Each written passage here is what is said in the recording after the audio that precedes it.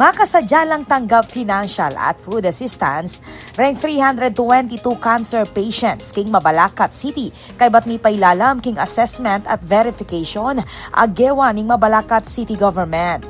Penimunan ning City Social Welfare and Development Office o CSWD owing aktibidad bang asigurado na masalese, at ustong pa magproseso da rin benepisyaryo bayon payout ang makasadya king June 16. Ing programa partine ning pamisaupan king Department of Social Welfare and Development o DSWD Field Office 3, Provincial Government ning Pampanga, king pamanimunan ng Governor Lilian Nanay Pineda at ning Mabalacat City LGU lalam ning pamamuntukan ng Mayor Attorney Gel Daquino. Kapag nasaning programa ing makasaup kareng cancer patients king karelang gagastusan king pamagpaulo at aliwa pang pamangailangang medikal.